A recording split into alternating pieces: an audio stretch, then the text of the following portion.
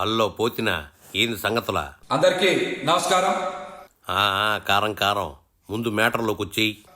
ఆంధ్రప్రదేశ్లో గత 5 సంవత్సరాల్లో 30,000 మంది మహిళల ఆచూకీ లభించడం లేదని, హ్యూమన్ ట్రాఫికింగ్ జరిగిందని పవన్ కళ్యాణ్ గారు అనేక సందర్భాల్లో మాట్లాడారు. ఇది పచ్చి అబద్ధం. గత 5 సంవత్సరాల్లో 30,000 కాదు, కేవలం 664 మంది మహిళలు, యువతులు ఆచూకీ మాత్రం ఇంకా లభించలేదని కేంద్ర ప్రభుత్వం నిన్న పార్లమెంట్ సాక్షిగా హోంశాఖ తెలియజేసింది.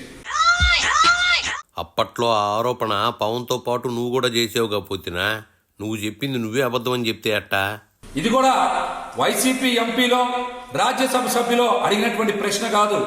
గత 5 సంవత్సరాల్లో ఎంతమంది మహిళలు జిల్లా వారీగా, వయసు వారీగా ఆచూకీ లభించలేదని తెలుగుదేశం పార్టీ ఎంపీలైనటువంటి పార్థసారథి గారు, అదేవిధంగా లావు కృష్ణ దేవరాయలు గారు అడిగినటువంటి ప్రశ్నకి పార్లమెంట్ సాక్షిగా కేంద్ర హోంశాఖ సమాధానం చెప్పింది.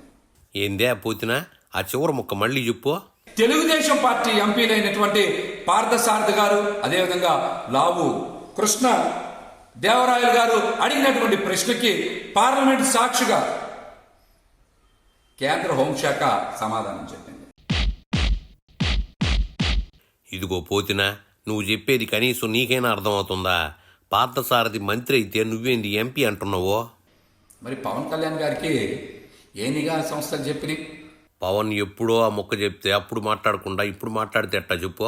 మీరు మహిళల పట్ల, యువతలపై అడ్డం పెట్టుకొని కుట్రపూరితమైనటువంటి రాజకీయం చేశారు. కాబట్టి మీరు ఆంధ్రప్రదేశ్లోని మహిళల మొత్తానికి కూడా క్షమాపణలు చెప్పాలని మేమైతే డిమాండ్ చేస్తాను. మీ జగన్ జైలుకు పోగానే విజయమ్మ, షర్మిల లాంటి మహిళల్ని మీరు అడ్డు పెట్టుకునే రాజకీయం చేసే వాళ్ళనంటారేందే? ఎన్నో అబద్ధాలు, ఎంతో కుట్రపూరితమైనటువంటి విష ప్రచారం చేసి జగన్మోహన్ రెడ్డి గారి మీద ఇష్టానుసారం మాట్లాడారు. వాళ్ళు ఇష్టానుసారం మాట్లాడారో, మీరు బూతులతో ఇష్టం వచ్చినట్టు మాట్లాడారో అందరం చూసాంలే పోతినా. కానీ జగన్మోహన్ రెడ్డి గారు మరి మహిళలు కానీ, యువతల భద్రత మీద ఎంతో నిబద్ధతతో పనిచేసినటువంటి ప్రభుత్వం జగన్మోహన్ రెడ్డి గారి ప్రభుత్వం. పోలీస్ శాఖ కూడా అద్భుతంగా గత 5 సంవత్సరాల్లో పనిచేయబట్టే కదా మహిళలు కానీ, యువతలు కానీ అదృశ్యమైతే వారి ఆచూకీ లభించింది. 98.5% కేసుల్ని మరి ఛేదించి వారందరినీ కూడా ఇంటికి చేర్చినటువంటి ఘనత జగన్మోహన్ రెడ్డి గారిదని కూడా ఈ సందర్భంగా తెలియజేస్తా. సుగాలి ప్రీతి లాంటి పరిష్కారం లభించిన కేసులు ఎన్నో వాళ్ళ, వాటి గురించి కూడా చెప్తావా? ఈ వాస్తవ గణాంకాలన్నీ కూడా ప్రజలు తెలుసుకోవాలి.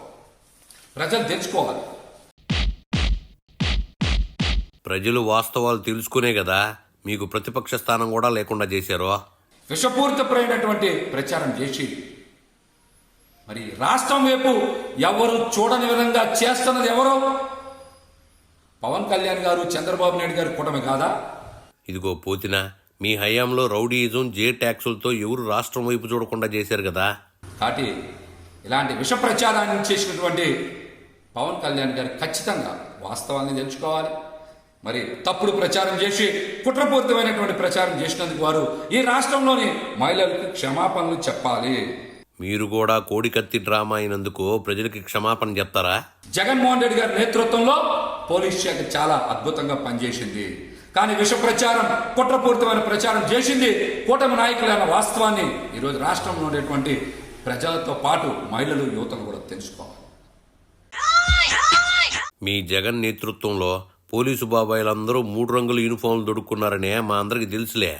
మరి ఇటువంటి అబద్ధపు, అవాస్తవాలను ప్రచారం చేసి అధికారంలోకి వచ్చినటువంటి వాళ్ళు ఖచ్చితంగా మహిళలకు కానీ, ప్రజలకు కానీ మేలు చేయరని కూడా ఈ సందర్భంగా తెలియజేస్తాను.